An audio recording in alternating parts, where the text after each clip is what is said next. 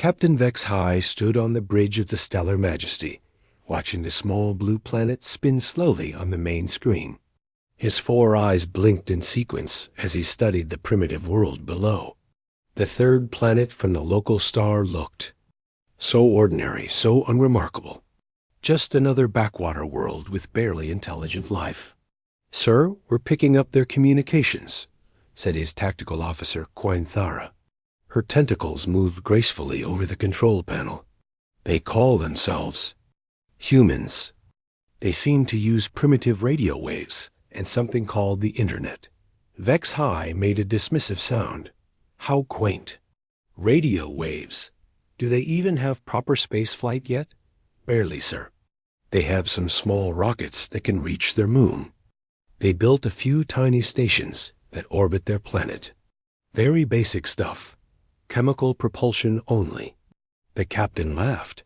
"A sound like grinding metal. Chemical rockets in this day and age? The Confederation stopped using those 3,000 years ago." He turned to his science officer.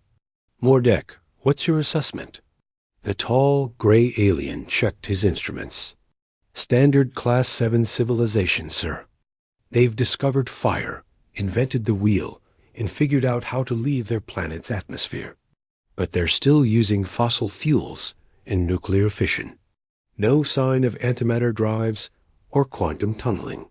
They don't even have proper energy shields." Vex High nodded. This was exactly what he expected. The Zephyrian Confederation had been exploring the galaxy for 50,000 years. They had seen hundreds of worlds like this one. Young species that thought they were advanced, but were really just taking their first baby steps into the cosmos. "Look at this," Quenthara said, pointing at her screen. "They're excited about landing on their own moon. They act like it's a great achievement. Some of them are talking about reaching their neighboring planet in the next 100 years. The bridge crew chuckled. Mars was barely a few light minutes away from Earth. The Zephyrians could travel between star systems in days. These humans were celebrating trips that took months to reach their own backyard. "Sir, should we make contact?" asked Mordek. "The Confederation's policy is to offer guidance to developing species. They might be ready for basic membership." Vex High considered this. The humans seemed peaceful enough from their communications. They had wars, but small ones. Nothing like the great galactic conflicts that shaped advanced civilizations. They were probably harmless. "Very well. Begin standard first contact procedures. But keep it simple. These creatures likely won't understand advanced concepts." Meanwhile, on Earth, Lieutenant Commander Jake Morrison was having a very different kind of day. He sat in a comfortable chair 3 miles underground, inside Shine Mountain. The facility looked like any other government office, with beige walls and fluorescent lights. But Jake knew better. This was one of the most important places on Earth. "Jake, come look at this," called Dr. Lisa Grant from across the room. She was staring at a bank of monitors that showed data from telescopes around the world. "We're getting some weird readings from the outer system." Jake walked over and looked at the screens. Numbers scrolled past, most of them meaningless to him, but he had learned to trust Lisa's instincts. She had been tracking unusual space phenomena for 15 years. "What kind of readings?" he asked. "Gravitational anomalies. Something big is moving out there, past Neptune. But it's not following normal orbital mechanics." Lisa frowned at the data. "It's almost like something is deliberately changing course." Jake felt a familiar tightness in his chest. For decades, certain people in the government had been preparing for this moment. They had built facilities, trained personnel, and developed technologies that the public never knew about, all waiting for the day when humanity would no longer be alone. "Have you informed the director?" Jake asked quietly. "Already sent the report. She's probably briefing the president right now." Jake nodded. He had trained for this scenario countless times. If alien contact was imminent, there were protocols to follow. Steps that had been planned long ago by people much smarter than him. Lisa, I need you to keep monitoring those readings. But be careful who you share this information with. We don't want to cause a panic. Lisa looked at him with concern. Jake, do you think this is really happening? First contact? I don't know, but if it is, we need to be ready. High above them, the Zephyrian ship moved closer to Earth. Captain Vexhai was reviewing the standard first contact speech that the Confederation had used for millennia. It was simple and direct, designed to put primitive species at ease. Greetings, inhabitants of the third planet. We are the Zephyrian Confederation, representatives of the great galactic community. We come in peace, offering knowledge and protection. To younger species who show promise, the speech always worked. Young civilizations were usually so amazed by the existence of aliens that they eagerly accepted whatever terms the Confederation offered. Most species were grateful to be allowed into the galactic community, even as junior members. Sir, we're in position, reported Quanthara. Their space station is directly below us. Should we decloak? Vexhai straightened his uniform. This was routine, but it was still an important moment. Another species was about to join the galactic community. Even if they were primitive, they deserved to be treated with dignity. Decloak the ship. Open communications with their space station. Let's welcome these humans to the greater universe. The stellar majesty shimmered and became visible, hanging in space like a silver mountain. It was beautiful and terrible, a testament to the power of advanced civilization. Any species that saw it would understand immediately that they were in the presence of their superiors. On the International Space Station, Commander Alex Turner was checking life support systems when alarms began blaring throughout the station. He rushed to the observation deck and looked out the window. What he saw made his blood run cold. A massive alien ship hung in space nearby. It was easily 10 times larger than anything humans had ever built. Its surface was covered in strange patterns that seemed to shift and change as he watched. This was it, the moment that humanity had been preparing for, in secret for so long. Alex activated the emergency communication system. Houston, this is the ISS. We have a situation up here. A big situation. The response came back immediately. ISS, this is Houston. We see it too. Stand by for instructions. Alex took a deep breath. Whatever happened next, humanity was about to change forever. He just hoped they were ready for what was coming. Back on the alien ship, Captain Vexhai was preparing to make history. Another primitive species was about to join the Confederation. It would be easy, just like all the others. These humans would be grateful for the opportunity to serve more advanced civilizations. He had no idea how. Wrong he was. Commander Alex Turner floated in the International Space Station, staring at the massive alien ship through the observation window. His hands shook slightly as he reached for the communication controls. Nothing in his training had prepared him for this moment, even though he had trained for it. Greetings, human, came a voice through the speakers. The words were strangely accented, but clearly understandable. I am Captain Vexhai of the Zephyrian Confederation. Do not be afraid. We come in peace. Alex swallowed hard. This is Commander Alex Turner of the International Space Station. We ... We receive your message. Excellent. Your species has reached a point where you can join the galactic community. The Confederation offers protection and guidance to developing civilizations like yours. We will teach you advanced technologies and help you grow beyond your current limitations. The alien's tone was kind, but condescending, like an adult talking to a child. Alex felt a flash of anger, but he kept his voice steady. That's very generous of you. We would be honored to learn from your wisdom. Down on Earth, President Katie Walsh sat in the Situation Room, surrounded by her top advisors.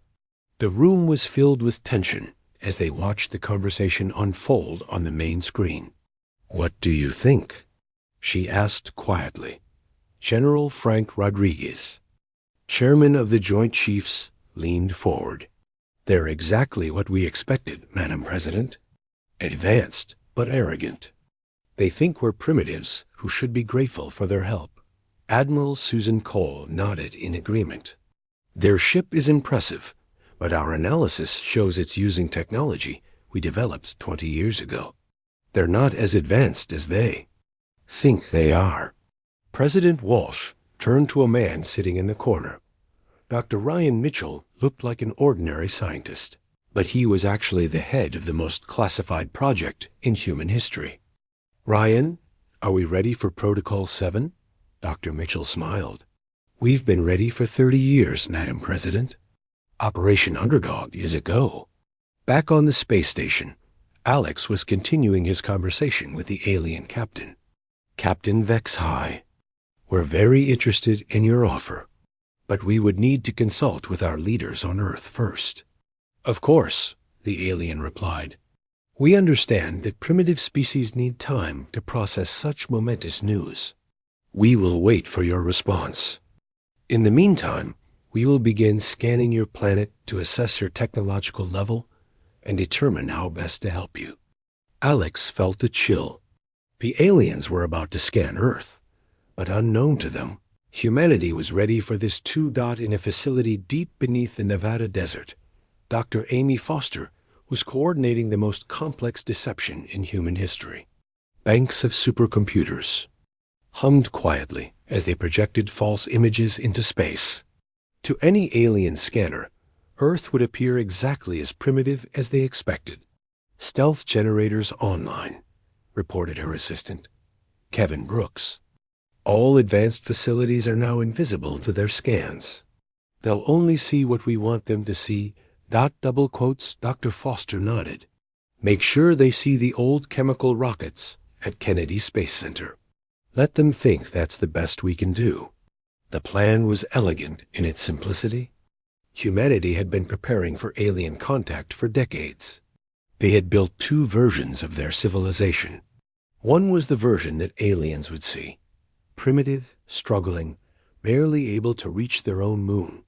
The other was the real humanity, a species that had mastered technologies that would make most aliens envious. Captain Vex High watched his screens as the scanning results came in. "Just as I expected," he told his crew. "They're using chemical rockets, nuclear fission, and basic electronics. They haven't even discovered antimatter yet." "Sir," said Corinthara, "they do have a global communication network, and they've spread to every continent on their planet. They're not completely primitive." "True," Vex High agreed. "They show promise. With proper guidance, they could become a useful member species in a few centuries." What the aliens didn't know was that humanity's real space program was far more advanced than anything they had seen. Hidden bases on the Moon and Mars had been operating for decades. Starships capable of faster-than-light travel sat in concealed shipyards. And Earth's defenses were strong enough to protect the planet from any threat, but humanity had learned the value of appearing weak. Let others underestimate you, then surprise them when it mattered. Commander Lisa Chun sat in the command center of Luna Base, watching the alien ship through carefully hidden sensors. The base was built inside a crater on the far side of the Moon, invisible to Earth-based observation. It had been humanity's first real space colony, established in secret 40 years ago. "Orders from Earth," reported her communications officer, Marine Colonel Paul Davis. "We're to maintain full stealth and observe only. Do not engage unless directly threatened." Lisa nodded. It was hard to watch the aliens treating humanity like children, but the long-term plan was more important than their pride. "All stations, maintain communications blackout. We don't exist as far as they're concerned." On Earth, Captain Tony Williams was preparing for a routine training flight. His F-35 fighter jet looked completely normal from the outside. But hidden within its structure were power systems that could outperform most alien starships. The plane could actually fly in space, travel faster than light, and fight battles that would make the aliens' tactics look primitive. But today, Tony would fly slowly and carefully, making sure the aliens saw exactly what they expected to see. A primitive atmospheric aircraft using chemical combustion for propulsion. Tower, this is Lightning One, requesting permission for training flight, Tony radioed. Lightning One, you are cleared for departure. Remember, we have visitors watching. Today, Tony smiled. Copy that, Tower. I'll make sure to fly nice and slow for them. The alien ship's sensors tracked the human aircraft as it took off. To them, it looked like a crude machine barely capable of supersonic flight. They had no idea that Tony was deliberately throttling his engines to 1% of their actual capability. Look at that, Quenthara said, pointing at her screen. They're so proud of their little aircraft. It can barely break the sound barrier. Captain Vex High chuckled. In time, we'll teach them to build real starships. They have potential, but they need guidance. The irony was that humanity's fighters were already superior to most alien spacecraft. But that was humanity's greatest advantage, the ability to appear weak while actually being strong. Agent Kevin Brooks was monitoring alien communications from a facility in Colorado. His job was to make sure the aliens heard exactly what humanity wanted them to hear. Every radio transmission, every internet signal, every piece of electronic communication was carefully filtered. They're buying it completely, Kevin reported to his supervisor. They think we're a typical developing species. They have no idea what we're really capable of. His supervisor, Director Nancy Phillips, smiled. Good. Phase 2 begins tomorrow. We'll start accepting their generous offer of protection. The next morning, President Walsh addressed the world on television.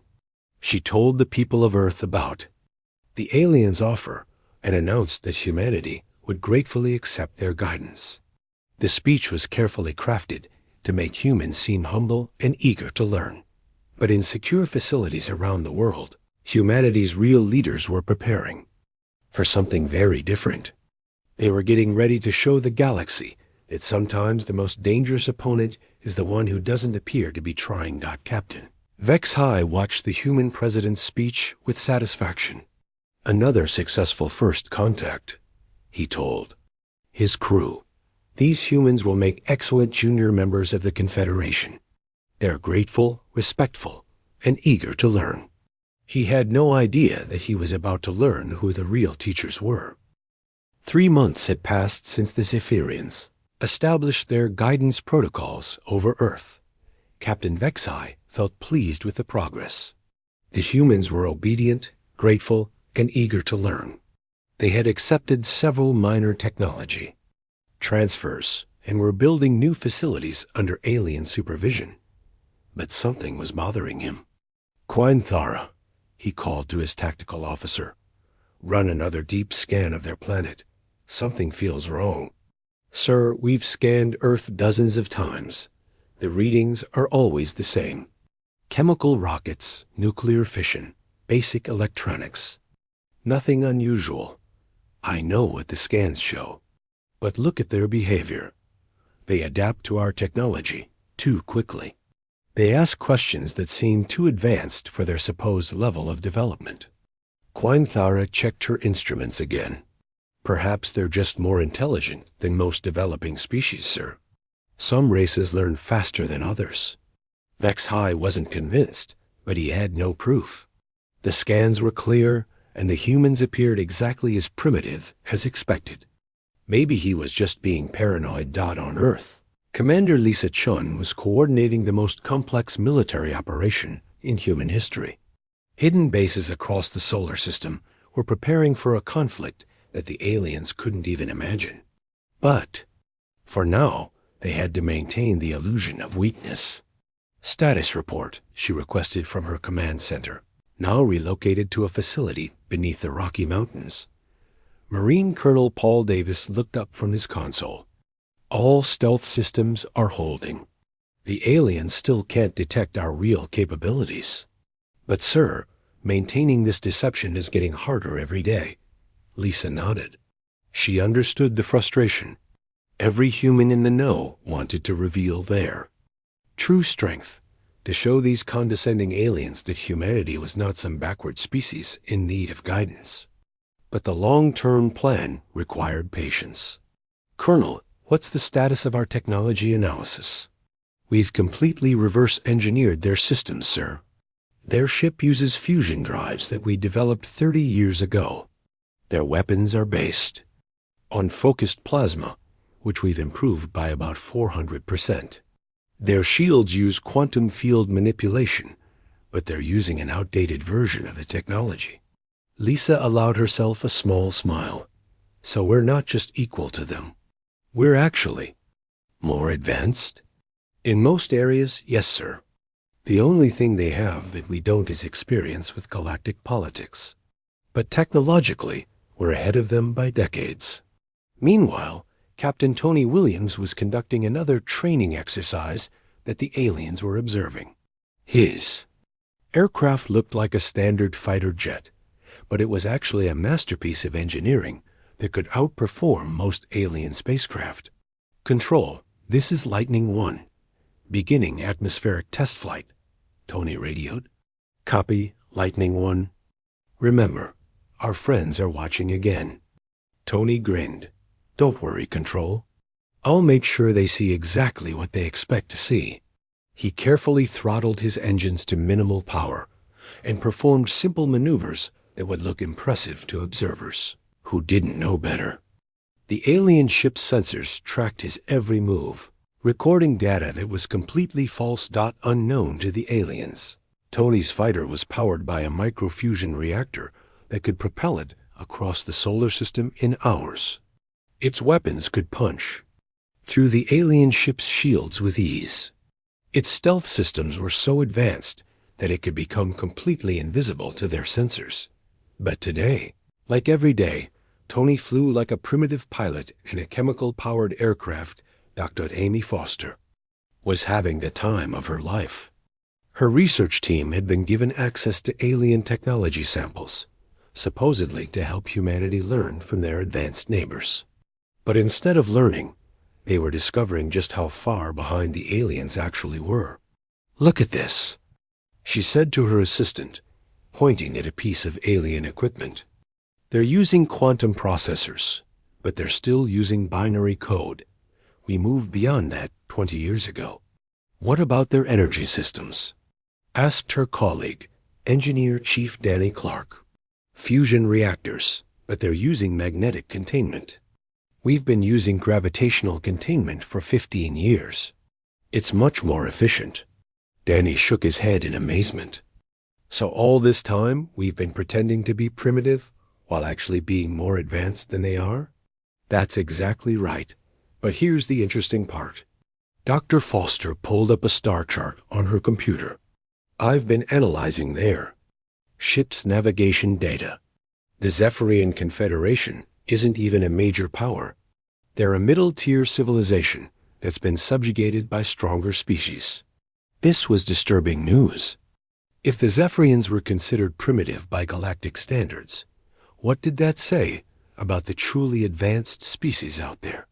Agent Kevin Brooks was monitoring alien communications when he discovered something that changed everything. The Zephyrians were talking to someone else, someone they feared. Director Phillips, he called urgently. You need to see this. Director Nancy Phillips hurried over to his station. What is it? The aliens are receiving messages from something called the hegemony. From what I can tell, it's a military empire that's been conquering star systems across the galaxy. And they're heading this way. Nancy felt her blood run cold. Are you certain? The Zephyrians are terrified. They're calling for reinforcements, but apparently, nobody wants to fight the hegemony. They're known for completely destroying any species that resists them. This changed everything.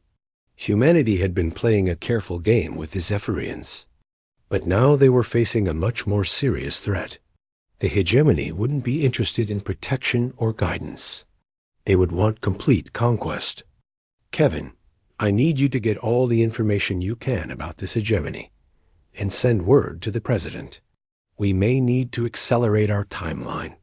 Captain Sam Peterson was commanding the vessel that the aliens knew as a simple Earth patrol ship. In reality, the Earth's Promise was one of humanity's most advanced starships, capable of faster-than-light travel and armed with weapons that could destroy entire fleets. "Sir, we're receiving orders from Earth Command," reported his communications. "Officer, Priority 1 classification." Sam opened the sealed orders and read them carefully. His expression grew serious. "All hands, this is the captain. We are now at Readiness Level 1. Prepare for possible combat operations." The crew responded with practiced efficiency. They had trained for this moment for years. The time for deception might be coming to an end. Lieutenant Colonel Maria Rodriguez was in her hidden fighter squadron's briefing room when the alert came through. Her pilots were among the best in the human fleet, flying ships that looked like atmospheric aircraft but were actually space-capable fighters. "Listen up, people," she announced. "The situation has changed. We may be facing a real threat soon. Not just the Zephyrians. Be ready to drop the act and show them what we can really do." Her pilots nodded grimly. They had been frustrated by months of pretending to be primitive, but they understood the necessity. Now they might finally get a chance to prove what humanity was truly capable of. Back on the alien ship, Captain Vex High was dealing with his own crisis. The hegemony was coming, and he knew his ship couldn't stand against them. His only hope was to convince the humans to help, even though he believed they were too primitive to make a difference. Cointhara, prepare a communication to the human. "Leaders, we need to request their assistance." "Sir, what can these primitives do against the hegemony?" "They barely have spaceflight." "I know, but we need every ship we can get, even if they're just targets to distract the enemy." Vex High had no idea that he was about to ask for help from the most powerful military force in the galaxy. The humans, he thought were primitive, were actually the ones who would save his species from extinction. The galaxy was about to learn that sometimes the most dangerous enemy is the one who doesn't appear to be trying. And humanity had been holding back for a very long time. The real test was about to begin. The hegemony fleet arrived at the edge of the solar system, like a plague of metal locusts.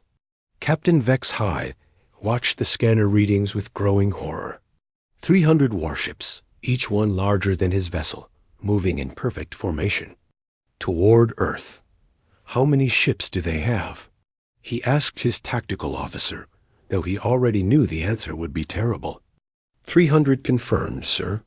All of them are battleship class, or larger. We're detecting massive energy signatures from their weapons. Cointhara's voice shook slightly. "Sir, we need to evacuate immediately. The humans can't possibly stand." Against this, Vex High felt sick. He had come to like the humans during their months together. They were primitive, but they were kind, eager to learn. Now they were all going to die because of the hegemony's expansion. "Open a channel to the human leadership," he ordered. "I need to warn them." President Katie Walsh received the call in the White House Situation Room.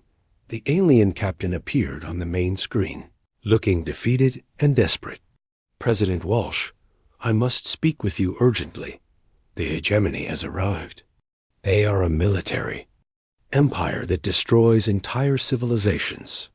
You must evacuate your people immediately." Katie kept her expression calm, though inside she was focused and alert. "Captain Vex High, how much time do we have?" "Perhaps 6 hours before they reach Earth." "I'm sorry, but my ship cannot protect you. The hegemony has weapons that can destroy planets." "We understand the danger, Captain, but we won't abandon our world. We'll fight alongside you." Vex High looked confused. "President Walsh, I appreciate your courage, but your ships are no match for the hegemony. They will destroy your entire fleet in minutes." Katie smiled slightly. "Captain, I think you might be surprised by what humanity can do when we stop holding back." The alien captain didn't understand what she meant, but he was about to learn. Admiral Peter Jackson stood on the bridge of the Terran Ascendant, humanity's flagship. The ship was massive, dwarfing the alien vessel nearby. But for months, it had been hidden behind advanced stealth fields that made it invisible to alien sensors. "All ships, this is Admiral Jackson. Operation Revelation begins now. Drop stealth fields and prepare for combat." Across the solar system, the space around Earth began to shimmer and change. Ships appeared out of nowhere, materializing as if they had been ghosts. The Zephyrian sensors went wild as they detected hundreds of vessels that had been hiding in plain sight. "Impossible," Quintara whispered, staring at her readings. Where did they all come from? Captain Vex High was speechless. The humans had more than 500 ships, all of them larger and more advanced than anything the Zephyrians had ever seen. The vessels that appeared were sleek, powerful, and bristling with weapons that his sensors couldn't even identify. "Captain," came a voice over the communication channel. "This is Admiral Jackson of the Terran Defense Force. We'll take it from here." On Earth, the planetary defense grid came online. What had appeared to be simple communication satellites suddenly revealed themselves as heavily armed battle stations. The planet was surrounded by a network of defensive platforms that could protect against any attack. Engineer Chief Danny Clark watched the activation from his control center. "All defense platforms online, sir. We have complete coverage of Earth's orbital space." "Good," replied his commander. "Let's show the galaxy what human engineering can really do." The hegemony fleet had been expecting to face a primitive world defended by a single alien ship. Instead, they found themselves looking at the most advanced military force they had ever encountered. Supreme Commander Korthak of the hegemony felt the first stirrings of uncertainty. His species had conquered dozens of star systems, but they had never faced anything like this. The human ships were using technologies that his scientists couldn't identify. "Analysis," he demanded from his tactical officer. "Sir, we're detecting energy signatures that are off our charts. Their shields are using some kind of dimensional manipulation that we've never seen before. And their weapons ... The officer paused, looking confused. "Sir, I can't even tell what type of weapons they're using." Korthak growled. "No matter. We outnumber them. Begin the attack." The battle began with the hegemony firing their most powerful weapons at the human fleet. Beams of pure energy that could destroy cities struck the human ships. The aliens watched, expecting to see massive explosions and debris. Instead, the human ships absorbed the attacks like they were nothing. Their shields didn't even flicker. Captain Sam Peterson stood calmly on the bridge of Earth's promise as enemy. Fire struck his vessel. "Status report," he requested. "Shields holding at 100%, sir. Their weapons aren't even scratching our defenses." "Understood. All ships, you are free to return fire. Show them what we can do." The human fleet opened fire, and the galaxy changed forever. Beams of coherent energy that could slice through planets reached out across space. The hegemony ships, which had seemed invincible moments before, began exploding in brilliant flashes of light. Lieutenant Colonel Maria Rodriguez led her fighter squadron into the heart of the enemy formation. Her pilots flew ships that looked like atmospheric aircraft, but moved through space like nothing the aliens had ever seen. "Dragon Squadron, this is Dragon Leader. Let's show them how humans really fight." The human fighters phased through the enemy shields as if they didn't exist. Their weapons cut through the massive alien ships like knives through paper. In minutes, they had destroyed dozens of vessels that had taken the hegemony years to build. On the Zephyrian ship, Captain Vex High watched the battle in complete shock. The humans weren't just winning, they were dominating. Ships that had terrified his species for centuries were being destroyed with ease. "Sir," Quanthara said quietly, "I don't think the humans are as primitive as we thought." Vex High could only nod. Everything he had believed about humanity was wrong. They weren't a developing species that needed protection. They were the most advanced civilization he had ever encountered. The hegemony fleet tried to retreat, but it was too late. Human ships surrounded them, moving faster than anything should be able to move. The battle that should have taken hours was over in 20 minutes. Supreme Commander Korthik found himself facing a human admiral on his communication screen. Admiral Jackson looked calm and professional, nothing like the primitive leader the hegemony had expected. "Supreme Commander, you have two options. Surrender now, or we will destroy every ship in your fleet. You have 60 seconds to decide."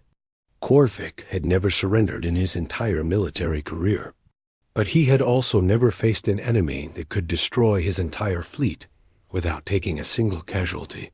I surrender," he said, the words bitter in his mouth. "Wise choice. You and your ships will be escorted to a secure location where you will be processed according to interstellar law." The battle was over.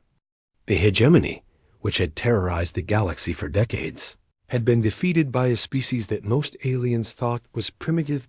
Captain Vex High finally understood the truth. The humans had been pretending to be weak while actually being the strongest military force in the galaxy. They had let everyone underestimate them while secretly preparing for exactly this kind of threat. "Captain," came Admiral Jackson's voice over the communication channel, "we need to talk." An hour later, Vex High found himself aboard the human flagship, walking through corridors that were more advanced than anything in the Zephyrian fleet. The humans had technologies that seemed like magic, but they had kept them hidden until the moment they were needed. "Captain Vex High," Admiral Jackson greeted him warmly, "I think we owe you an explanation." "Yes," Vex High replied weakly. "I think you do." The human admiral smiled. "We've been watching the galaxy for a long time, Captain. We knew about species like the hegemony, and we knew that someday they would come for us. So we prepared. We built ships, trained crews, and developed technologies that would give us an advantage. But why did you pretend to be primitive? Because we learned that the most dangerous enemy is the one who doesn't appear to be trying. We let everyone underestimate us while we got ready for the real fight." Vex High realized that humanity had been playing a game far more complex than he had ever imagined. They had sacrificed their pride and their reputation to gain a strategic advantage. And it had worked perfectly? "Admiral," he said quietly, "I think the galaxy is about to change." Jackson nodded. "Yes, Captain, it is." The news of humanity's victory over the hegemony spread across the galaxy like wildfire.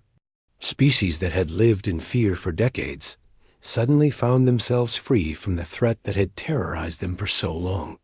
But more importantly, they realized that everything they thought they knew about the universe had been wrong. Captain Vex High stood in the conference room aboard the Terran Ascendant, watching as Admiral Peter Jackson briefed representatives from dozens of alien species. The room was filled with beings from across the galaxy, all of them staring at the human admiral with a mixture of awe and fear. "Ladies, gentlemen, and honored beings," Admiral Jackson began, "I want to address some of the questions that have been raised about humanity's capabilities." A tall, crystalline being from the Andromeda sector raised what appeared to be a limb.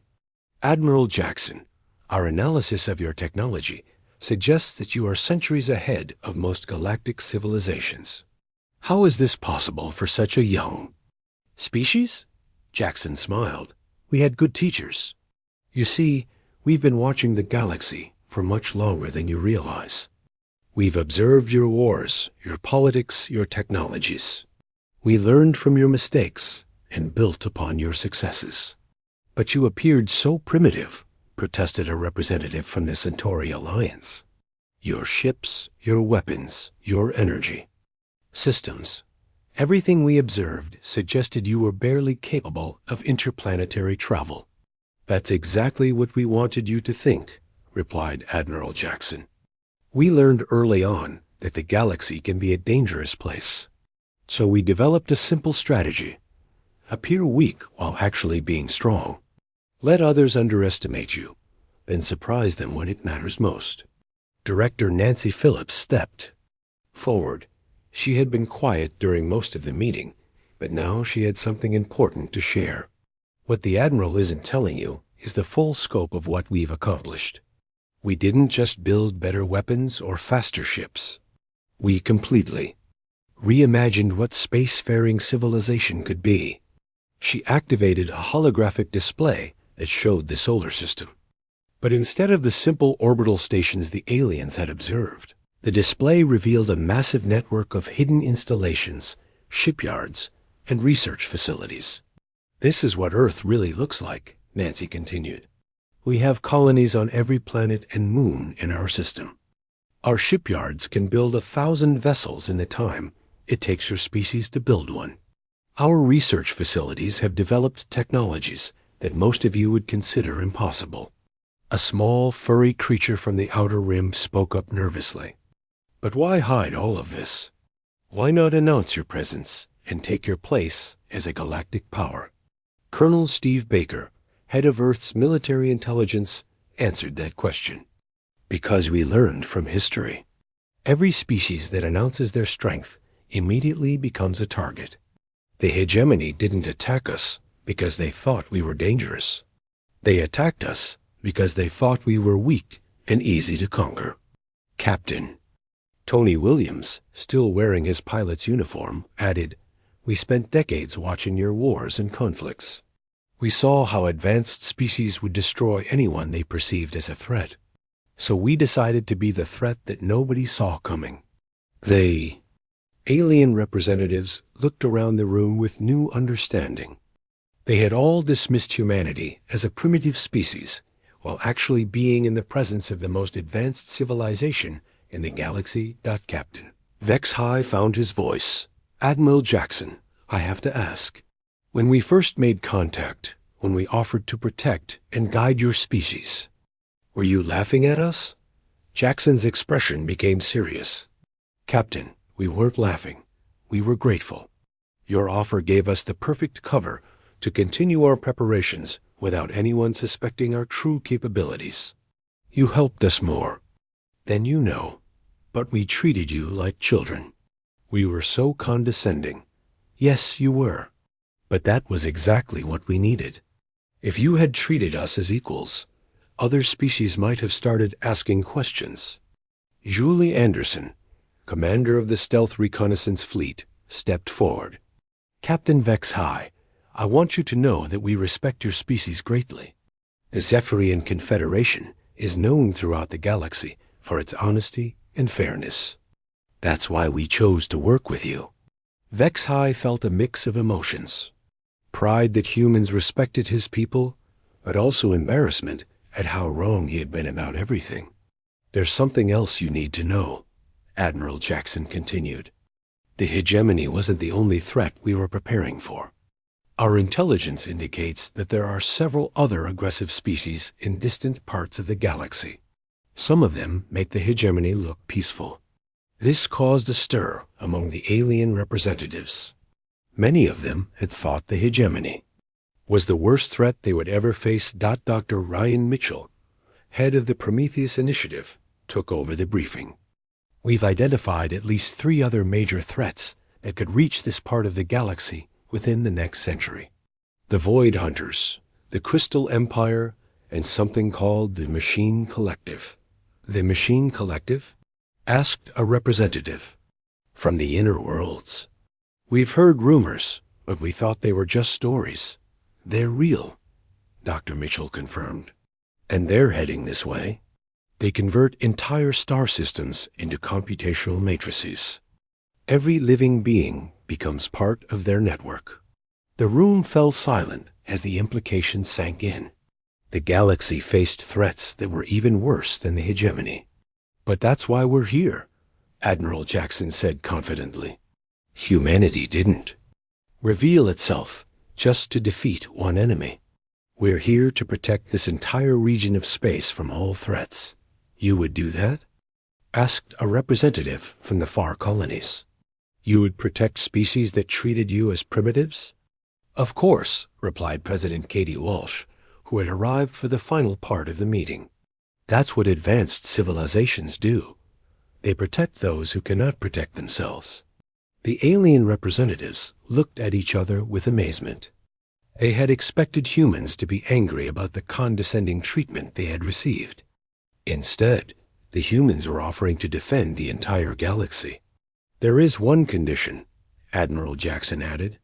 "We can't do this alone. We need allies, partners, and friends. The old system where advanced species dominated primitive ones has to end. We need to work together as equals." Captain Greg Murphy, commander of the exploration fleet, spoke up. "We're proposing the creation of the human commonwealth. Not an empire or a confederation, but a true alliance of free species working together for mutual defense and prosperity." "What would membership require?" asked the representative from the Centauri Alliance. "Respect for the rights of all sentient beings," President Walsh answered. "Commitment to peaceful resolution of conflicts, and mutual defense against external threats. Beyond that, each species governs itself as it sees fit." The aliens began talking among themselves in dozens of different languages. The offer was unprecedented. Most galactic organizations were dominated by one or two powerful species. But the humans were proposing true equality. Captain Vexhai was the first to speak. The Zephyrian Confederation would be honored to join. The human commonwealth. One by one, the other representatives agreed. Within hours, nearly every major species in the local galactic region had committed to the alliance. As the meeting ended, Captain Vexhai approached Admiral Jackson privately. "Admiral, I have to ask, how long have humans really been capable of space travel?" Jackson smiled. "Our first faster-than-light ship was launched 80 years ago, Captain. We've been exploring the galaxy longer than your species has known about us." 80 years? Vexhai was stunned. "But your public space program, is real, but limited. We wanted to maintain the illusion that we were still learning. Meanwhile, our real exploration fleet was mapping the galaxy and identifying potential threats." Vexhai shook his head in amazement. "You planned all of this from the beginning." "Not all of it. We adapted as we learned more. But yes, we've been preparing for this moment for decades." As the alien representatives prepared to return to their home worlds, they carried with them the knowledge that the galaxy had fundamentally changed. The species they had dismissed as primitive were actually their protectors. The humans they had condescended to were the ones who would keep them safe. But perhaps most importantly, they had learned that sometimes the most powerful force in the universe is the one that doesn't need to prove how powerful it is. Humanity had spent decades being underestimated, dismissed, and condescended to. But they had used that time wisely, building strength while appearing weak, developing capabilities while seeming primitive. Now the galaxy would never make the mistake of underestimating humanity again. And more importantly, they would never again have to face their enemies alone. The age of human dominance hadn't begun with conquest or intimidation. It had begun with protection, cooperation, and the simple recognition that true strength comes not from showing off your power, but from using it to help others. Captain Vexhai looked out at the stars as his ship prepared to return to Zephyrian space. Somewhere out there, new threats were approaching. But for the first time in his life, he wasn't afraid. Humanity was watching. And when humanity was truly trying, nothing in the galaxy could stand against them.